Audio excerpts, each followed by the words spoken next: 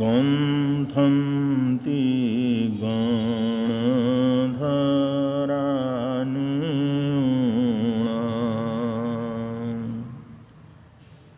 शासनस्य हि अट्ठाये तो सूतं पवते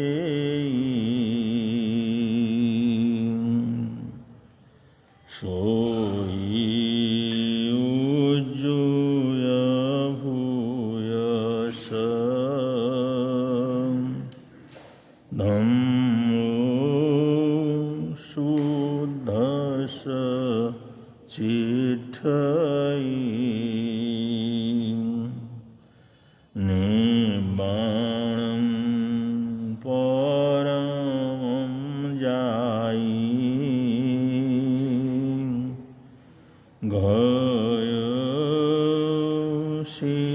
गयसितिव पावये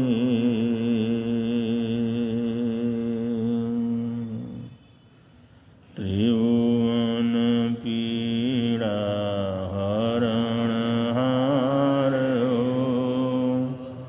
तुमको मेरा नमस्कार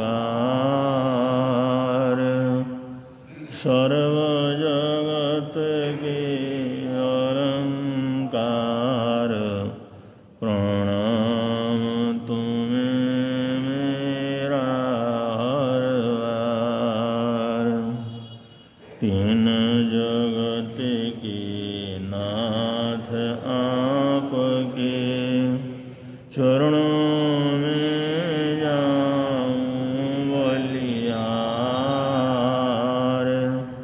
भवसागर के शोषण करता तुमको वंदन बारंबार भवसागर के शोषण करता तुमको वंदन नाम प्रभु का निहाल कर दे फूल शांति के खूब खिले जगत जीवन महक उठे तब सुमति अरु सत कर्म मिले वीतरागता ध्येय ध्यान का सद जाए नर जीवन में अनेकांत अहिंसा फलित हो जैन जगत के ब्राह्मण में अनेकांत अहिंसा घटित हो जैन जगत के ब्राह्मण में।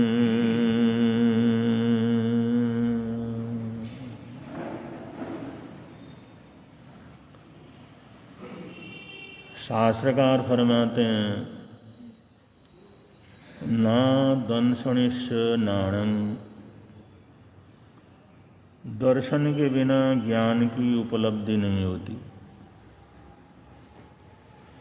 प्राणेन बिना नौंती चरण गुणा और ज्ञान के बिना आचरण की गुणवत्ता बढ़ती नहीं है। हमारे आचरण की मूल्यवत्ता तभी होती है जब सम्यक दर्शन और सम्यक ज्ञान उसके साथ लगा हुआ हो,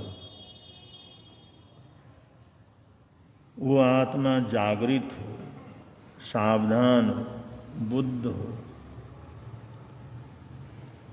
अगर ऐसे चरणों की मूल्यवत्ता, आचरण की मूल्यवत्ता, गुणवत्ता नहीं बढ़ती है तो अगुणिस नथि मोखो वो संसार में रहते हुए सांसारिकता से मुक्त नहीं हो सकता।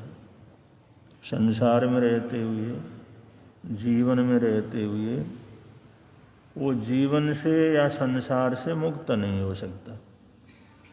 एक वो लोग हैं जो शरीर में रहते हुए भी शरीर से मुक्त रहते हैं। शरीर में अभी जिंदे हैं, अभी शरीर का कार्यक्रम सब जो है चलता रहता है, लेकिन फिर भी शरीर के मोह से, शरीर की आसक्ति से, शरीर के बंधन से पूरी तरह से मुक्त हो जाते हैं। अगर हमारा आचरण मूल्यवान और गुणवत्ता पूर्वक न हो तो हम शरीर में रहते हुए या संसार में रहते हुए मुक्त नहीं रह सकते। लेकिन अगर ऐसा आचरण घटित हो तो शरीर में रहते हुए भी आत्मा मुक्त हो जाती है। शरीर में रहते हुए भी शरीर के बंधन से मुक्त होता है। तो ऐसी जो अवस्था है वो अवस्था चरित्र का चमत्कार है। और ऐसे शरीर में रहते हुए, संसार में रहते हुए भी उससे मुक्त होते हैं, वही निब्बाणं, वही निर्वाण को, मोक्ष गति को प्राप्त कर सकते हैं। तो ये चरित्राचार में चरित्र की महिमा शास्त्रकारों ने बतलाई है। और चरित्र क्या है? मार्ग है, ज्ञान दर्शन चरित्र, ये मोक्ष का मार्ग है। और चरित्र की ऐसी महिमा है, ये जन्मों जन्मों के कर्म बंधन को नष्ट करने की ताकत इसके अंदर है। चरित्र के दो भाग हैं, एक तप, संयम और तप। संयम के अंदर संवर आता है, संवर से आने वाले सारे कर्म रुक जाते हैं। कर्मों के आश्रव के जितने भी स्थान हैं वो सब बंद हो जाते हैं। और पहले से जो आए हुए कर्म हैं वो तप के द्वारा निर्जरित हो जाते हैं, फूंके जाते हैं, जला दिए जाते हैं, समाप्त कर दिए जाते हैं। तो ऐसे चारित्र के दो वेद होते हैं, संयम और तप। ये चरित्र के ही दो वेद हैं। तो इनके द्वारा ये आत्मा जन्मों जन्मों के जो कर्म संस्कार हैं उन तमाम कर्म संस्कार को तोड़ने में समर्थ होती है। तो इससे बड़ा और चरित्र का चमत्कार भी और क्या हो सकता है, जो जन्मों जन्मों के कर्मों को, जन्मों जन्मों के बंधनों को, जन्मों जन्मों की आसक्ति को, जन्मों जन्मों के 8 कर्मों के संबंध को इस तरह से तोड़ दे, समाप्त कर दे और ये दिखला दे भाई तुम अलग हो और तुम्हारा शरीर अलग है, तुम अलग हो और तुम्हारा शरीर अलग है। ये भेद विज्ञान का अनुभव जीवन के अंदर आ जाए। हम बैठ कर के ध्यान करें या कायसर्ग करें या सब आसन करें तो उस समय अंदर से निकल करके अपने शरीर को प्रत्यक्ष देख सकें। ये इसके अभ्यास होते हैं, चाहे वो ध्यान में हो, चाहे कायसर्ग के अंदर हो, चाहे शवासन के अंदर है। योगा के अंदर शवासन करवा दिया जाता है, ध्यान किया जाता है। इसी तरह से जो ये अभ्यास जब हम करते हैं तो इतने अंदर प्रवेश करते हैं, इतने अंदर की यात्रा में उतरते चले जाते हैं कि ध्यान करने वाला, कायोत्सर्ग करने वाला, ध्यान करने वाला और कायोत्सर्ग की साधना करने वाला, कायोत्सर्ग में बैठा हुआ हो, कायोत्सर्ग में लेटा हुआ हो या शवासन के अंदर लेटा हुआ हो, तो धीरे धीरे अपने अंदर से बाहर निकल करके, आंखें बंद हैं लेकिन अंदर से भावनात्मक रूप से बाहर निकल करके अपने शरीर को आराम से देख सकता है। ये मेरा शरीर है, मेरा था, ये सामने पड़ा हुआ है, मैं तो बिल्कुल अलग हूँ और ये शरीर यहाँ पर पड़ा हुआ है। ऐसे जैसे हम शीशे में अपने आप को देखते हैं तो सब दिखाई देता है। अपनी परछाई अपने शीशे में जैसे देखते हैं तो पूरा अपना अलग से सब दिखाई देता है, ऐसे ही काव्य सर्ग के अंदर दिखाई देने लगे, ऐसे ही शवासन के अंदर दिखाई देने लगे, ऐसे ही ध्यान के अंदर दिखाई देने लगे। ये अनुभव हो कि मैं अलग हूँ और मेरा शरीर बिल्कुल मेरे से अलग है, मैं और मेरे शरीर में कोई किसी प्रकार का सिर्फ आसक्ति का बंधन है, कर्मों का बंधन है, वैसे तो बिल्कुल अलग है। ऐसी अनुभूति से गुजरना, ऐसी अनुभूति से गुजरने को भेद विज्ञान कहा जाता है, इसको साक्षी भाव कहा जाता है। भेद विज्ञान और साक्षी भाव ही वो ताकत है, वो बल है।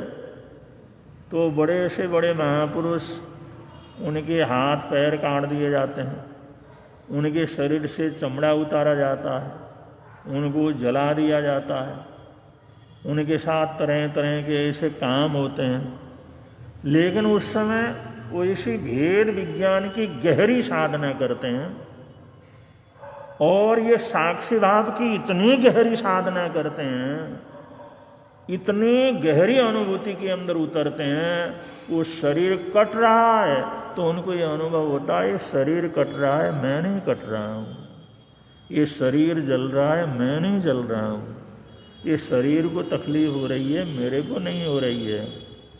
तो बड़े प्रसन्नता में रहते हैं। अगला सोचता है भाई इतनी वेदना है फिर भी ये प्रसन्न है, फिर भी ये खुश हैं। तो ये सब इस चारित्र का, इस चारित्र की आराधना का, चारित्र की साधना का, संयम और तप की आराधना का, ध्यान काव्य सर्ग की आराधना का ये अंतिम परिणाम ये होता है, भेद विज्ञान अपने जीवन के अंदर घटित होता है। अब हम तो अनुभव भी नहीं कर सकते हैं, क्योंकि हमने कभी इस तरह की अनुभूति की ही नहीं है। हमने तो सुना है, आप लोगों ने सुना है, हम तो बतला रहे हैं, लेकिन जो लोग इस दशा से गुजरते होंगे उनकी अवस्था कैसी होगी ये हमारे को तभी पता लगेगा जब धीरे धीरे चलते चलते साधना करते करते उस जगह पर हम पहुंच पाएंगे, पहुंचेंगे, तभी उस आनंद की प्राप्ति होगी, तभी उस चरित्र का चमत्कार हमारे जीवन के अंदर घटेगा, तभी हम अनुभूति से जीवन के अंदर गुजरेंगे, तब हमारा जीवन बिल्कुल ही अलग हो जाएगा।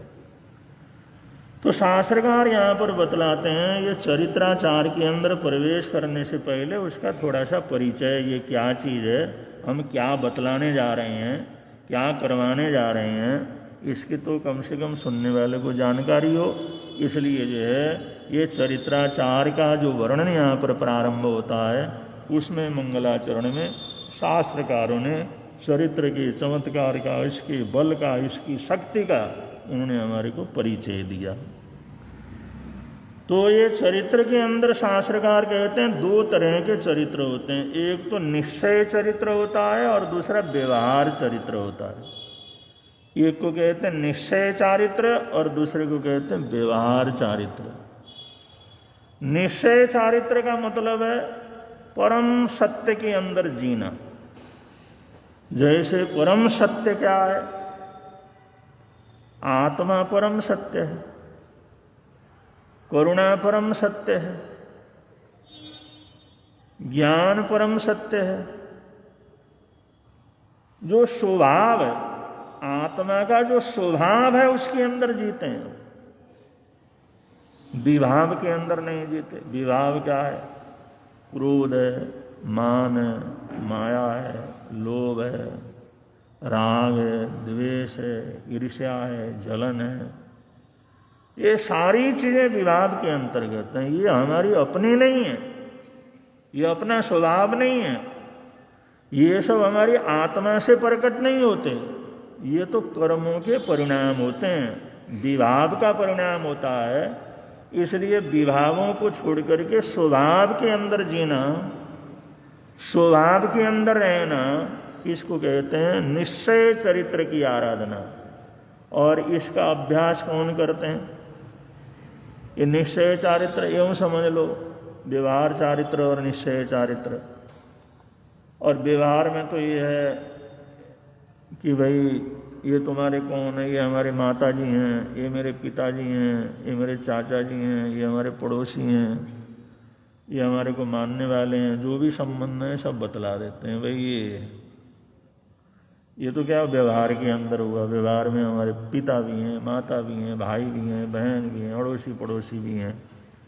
और इसी को निश्चय दृष्टि से देखते हैं तो न कोई किसी का पिता है, न कोई किसी का बेटा है।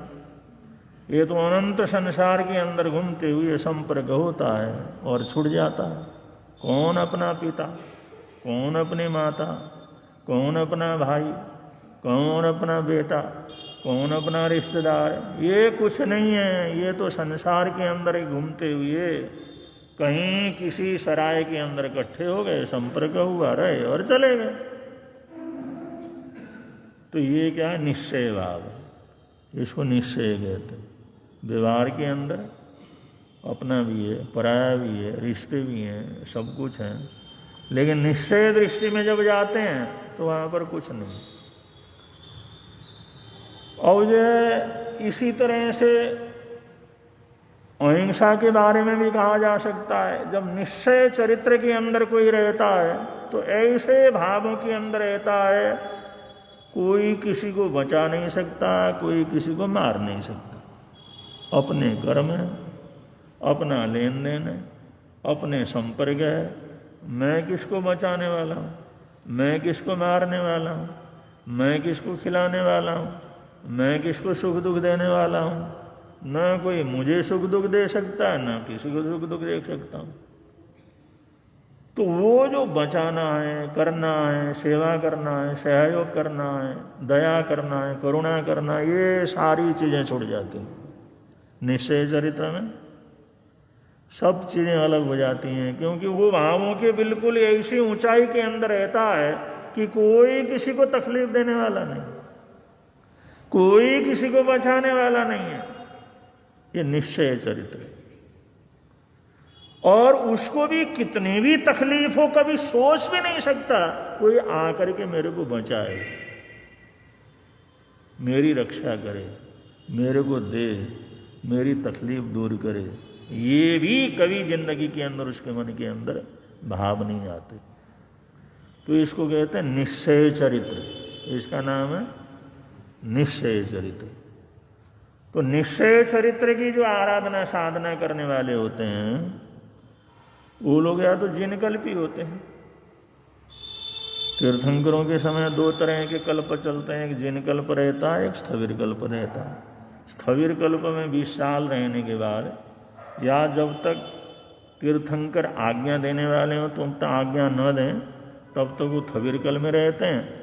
और किसी ने जिन कल्प में जाना है तो उनकी आज्ञा लेकर के जिन कल्प की साधना।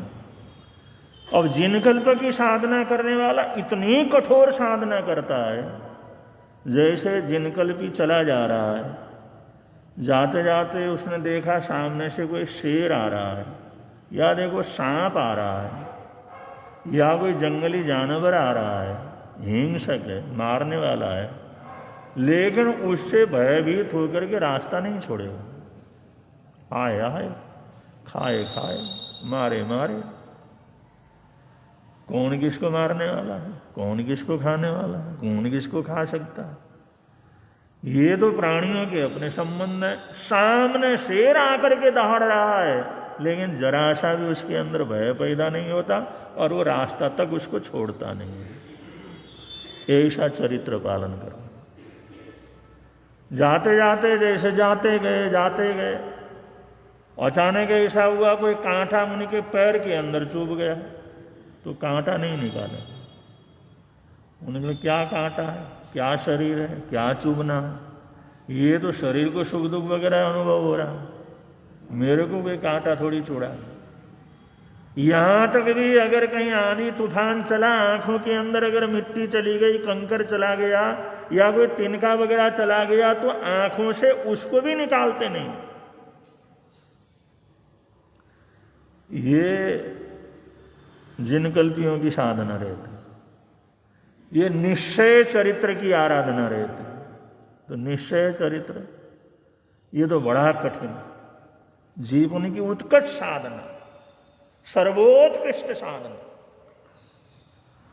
ये जो अद्भुत साधना रहती है संयम की, ये निश्चय दृष्टि हो, निश्चय ज्ञान हो और उसके अंदर सोच ऐसी हो और ऐसा जीवन कोई जिए, इसको कहते हैं निश्चय चरित्र।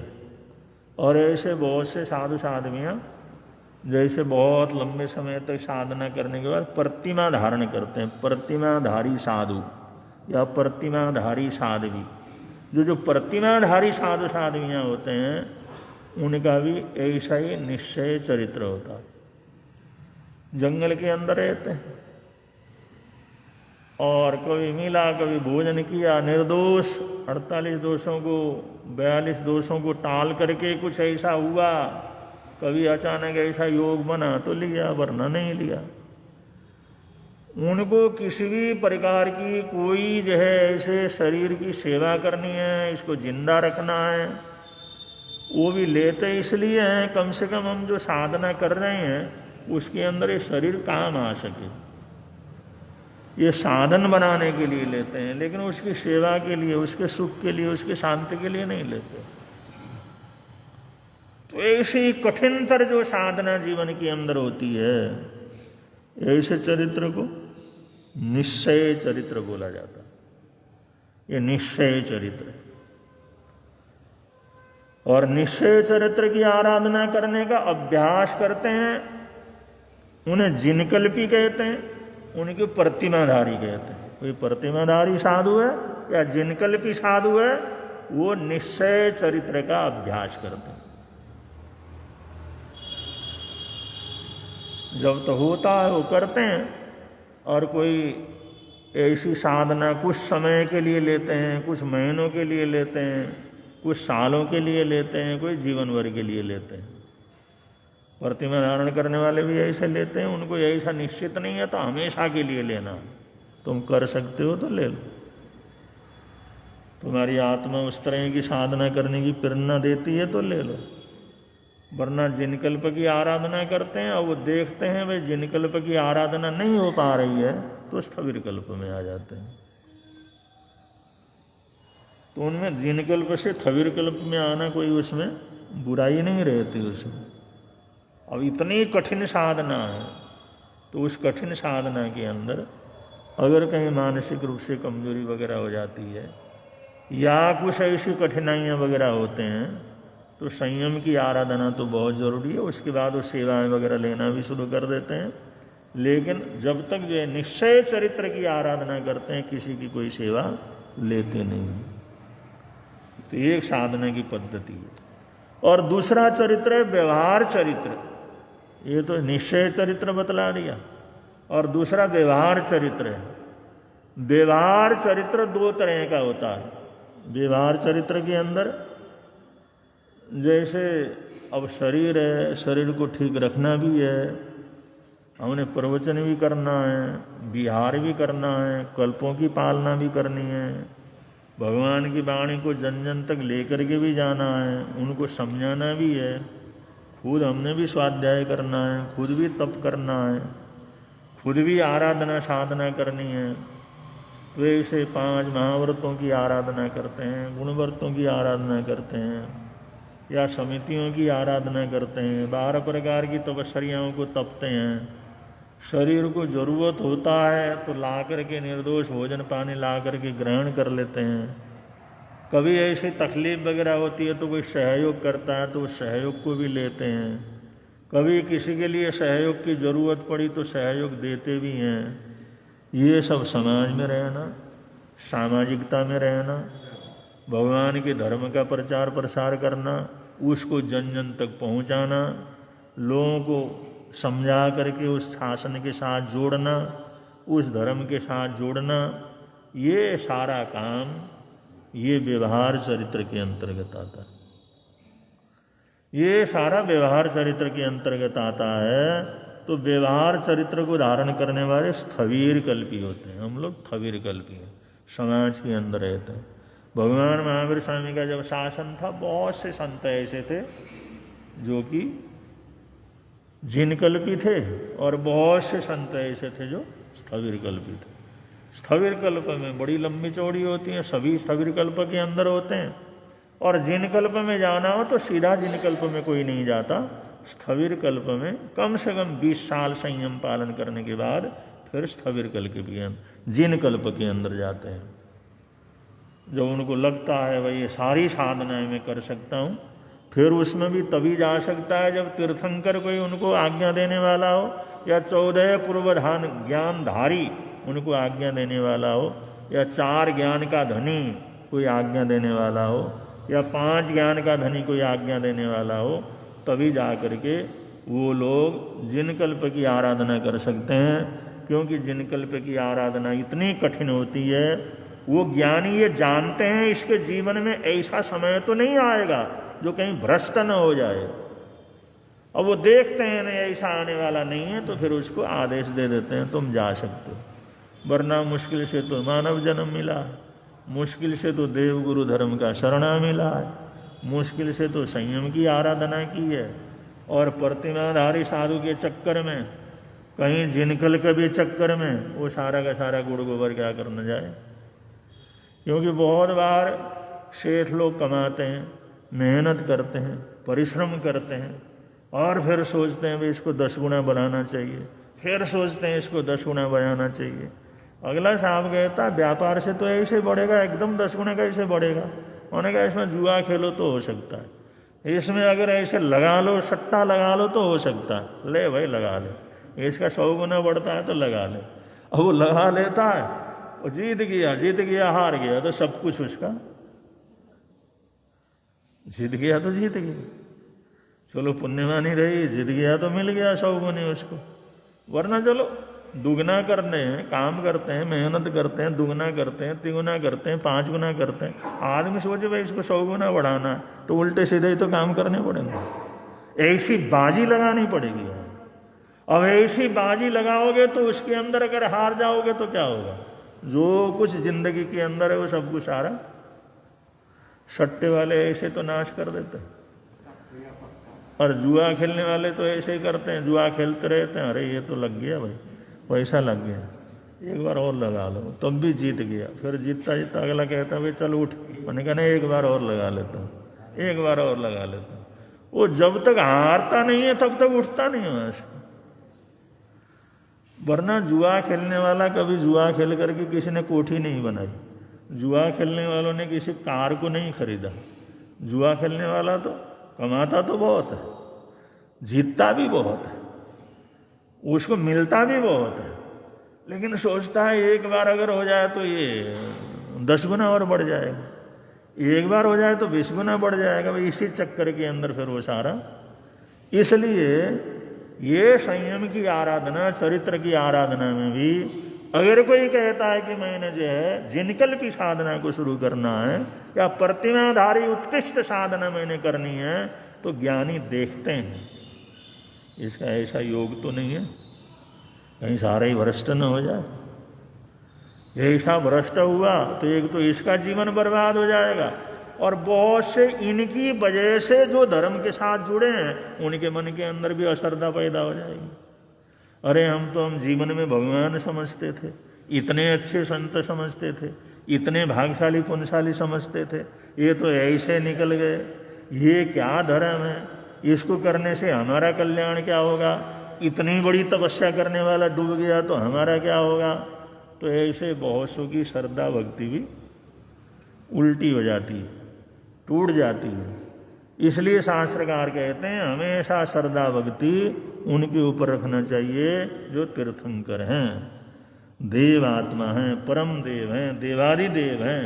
देवादिदेव के ऊपर अगर हमारी श्रद्धा टिकती है तो देवादिदेव तो कभी उनके अंदर खराबी आने वाली नहीं, इसलिए हमारे जीवन के अंदर भी कभी खराबी नहीं आती। और बहुत से लोग उनको छोड़ करके सरागी, जिनके अंदर क्रोध भी है, मान भी है, माया भी है, लोभ भी है, सारे चीज हैं, उनके प्रति इतनी श्रद्धा रखते हैं जैसे तीर्थंकरों के प्रति, उनके पीछे उनको भूल जाते हैं। तो ये तो कभी भी कर्म उदय होने पर डूब सकता है। अब ये डूब गया तो साथ साथ में पीछे चलने वाले भी डूब जाते हैं सारे। तो इसलिए ये साधना करने की आज्ञा उनको ही मिलती है जो वो देखते हैं भाई इसके जीवन में ऐसा कोई प्रसंग नहीं है, ये डूबेगा नहीं। हाँ आज्ञा लेकर। तो व्यवहार चरित्र दो तरह का होता है। शास्त्रकार व्यवहार चरित्र को तो बतला दिया, व्यवहार चरित्र हमारी सामाजिकता है, हम सब व्यवहार चरित्र के अंतर्गत हैं। तो व्यवहार चरित्र के दो भेद शास्त्रकारों ने बतलाए, एक तो श्रावकाचार और दूसरा श्रवणाचार।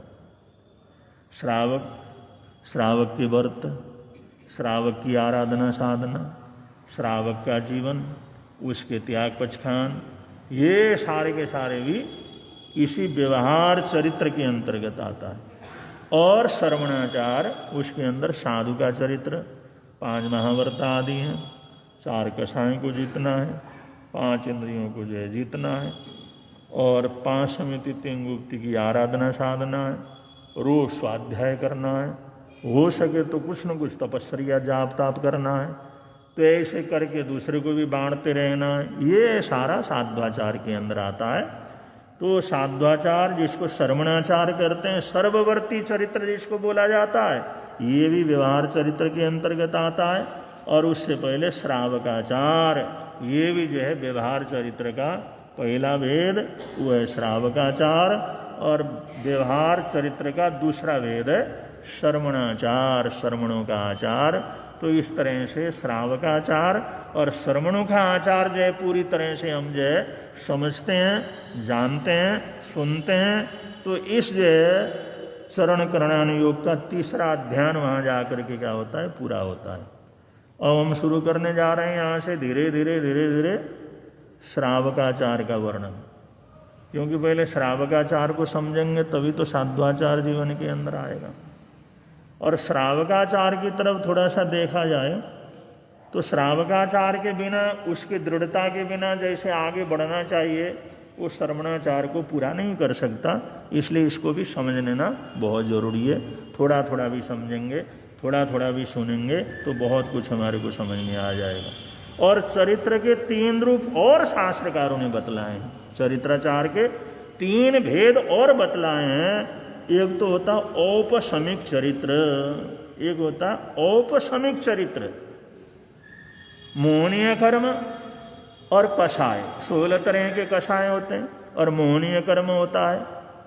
तो इन सबको उपशम करने से, शांत करने से, शांत करते करते करते करते जो हम अच्छा काम करने लग जाते हैं, तो उसको कहते हैं क्षोपशमिक चरित्र। क्षोपशमिक चरित्र, क्षोपशमिक चरित्र होता तो उसमें बड़े अच्छे अच्छे लोग हैं, लेकिन वो सारा पाप कटा हुआ नहीं कहता, अंदर दबा हुआ रहता। वो क्रोध नहीं करता, लेकिन एक तो है क्रोध अंदर है ही नहीं, और एक ऐसा क्रोध अंदर तो पूरा भरा हुआ है लेकिन बाहर बिल्कुल कोई क्रोध वगैरह नहीं करता। इसको आप देख रह सकते हैं, नाटकों के अंदर देख सकते हैं, रामलीला के अंदर देख सकते हैं।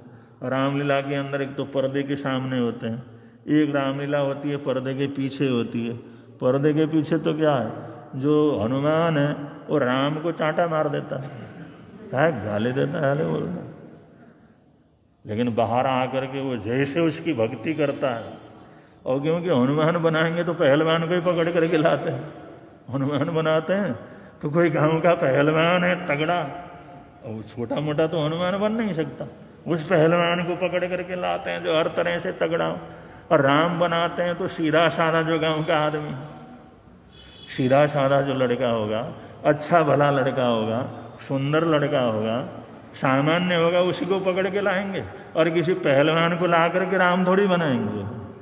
पहलवान को पकड़ के तो रावण बना देंगे या हनुमान बना देंगे या वैसे बना देंगे।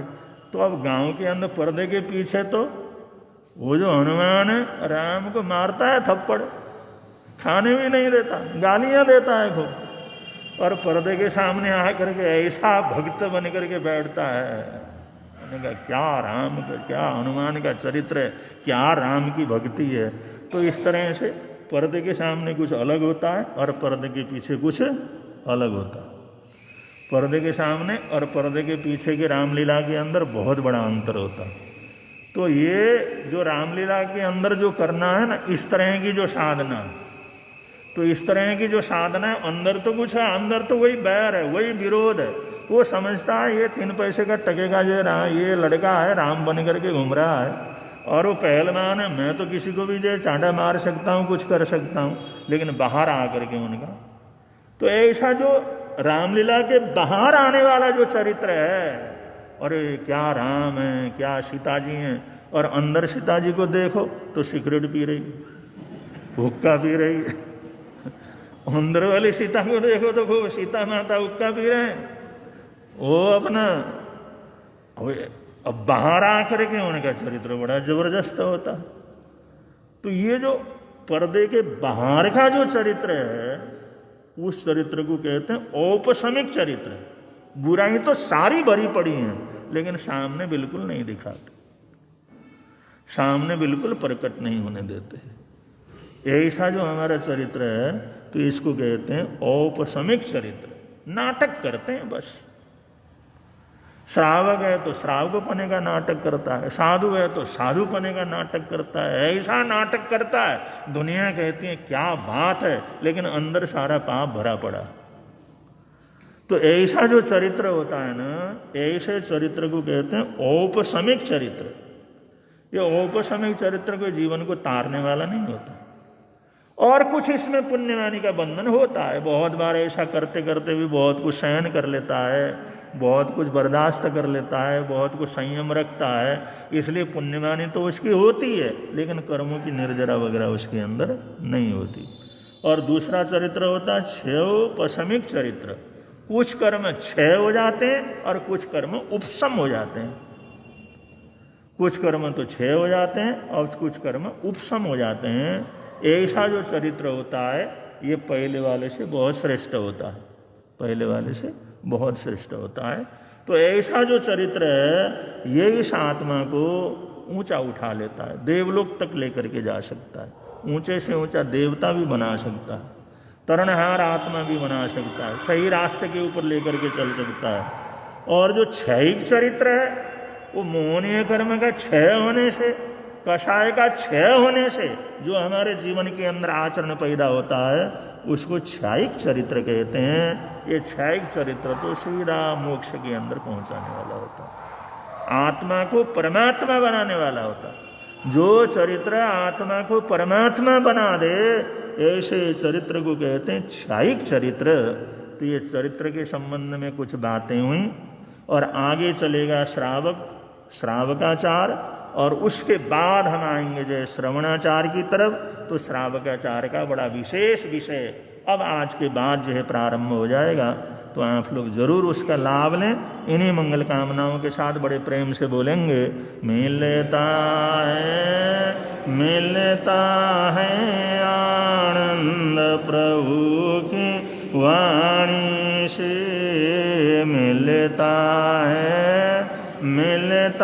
है आनंद प्रभु प्रवर्तक शांति गुरुवर प्यारे, प्रवर्तक शांति गुरु जीवन नैया के रखवारे, जीवन नैया के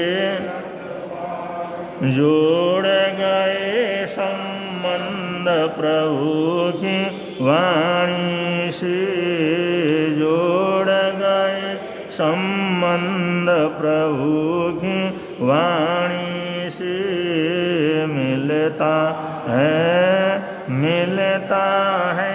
आनंद प्रभु की वाणी से, मिलता है आनंद प्रभु। आप लोग कई दिन से सुन रहे हैं, 12 तारीख को एकासना और सामायिक दिवस रखा हुआ है, तो सभी लोगों ने सामायिक के अंदर भाग लेना है। निमित्त किसी भी चीज़ को बनाया जाता है, लेकिन लक्ष्य है जीवन के अंदर धर्म की आराधना का, धर्म की साधना का। चाहे किसी के जन्म को लेकर के करें, चाहे दीक्षा को लेकर के करें, चाहे किसी की पुण्यतिथि के रूप में करें, लक्ष्य हमारा धर्म ज्ञान की आराधना का रहता है।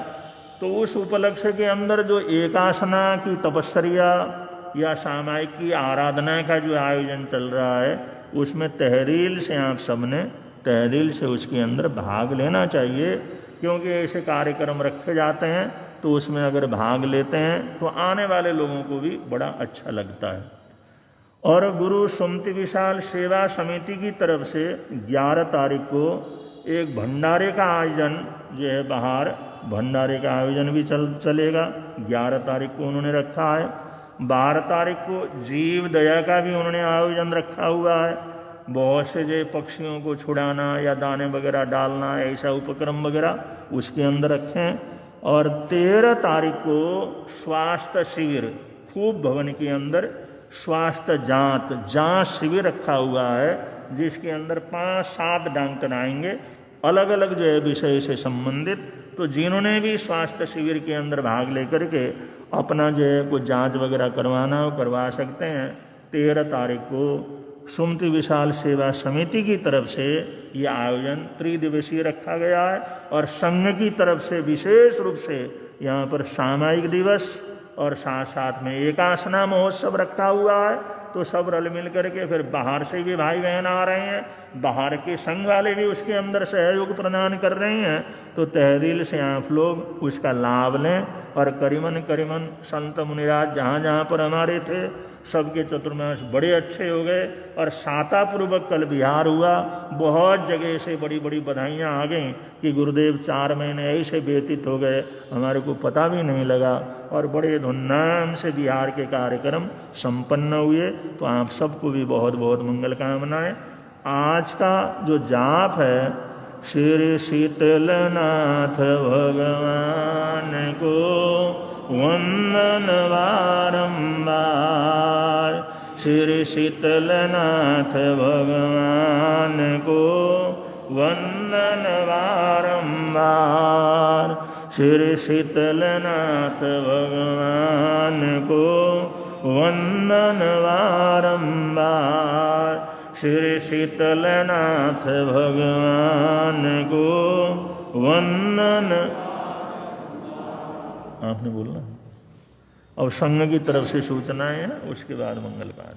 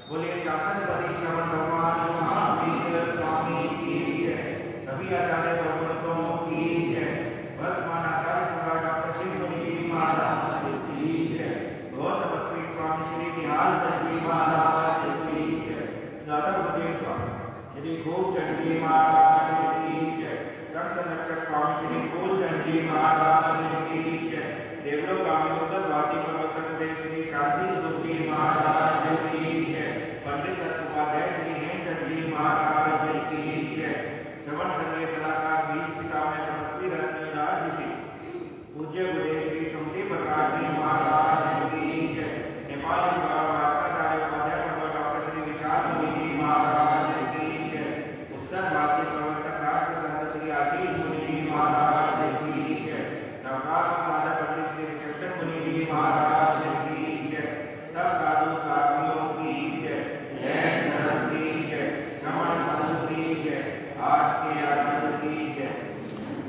श्रीचित्तारिमङ्गलं पर्यन्तामङ्गलं सिद्धामङ्गलं साऊमङ्गलं केवली पुनतो धम्मो मङ्गलं चत्तारि लोकोत्तमा अर्यन्ता लोकोत्तमा सिद्धा लोकोत्तमा साऊ लोकोत्तमा केवली पुनतो धम्मो लोकोत्तमो चत्तारि शरणं पवज्जामि अर्यन्ते शरणं पवज्जामि सिद्धे शरणं पवज्जामि साऊ शरणं पवज्जामि केवली पुनत्तं धम्मं शरणं पवज्जामि ये चार शरण दुख हरण जगत में और न शरण कोई जो भव प्राणी करे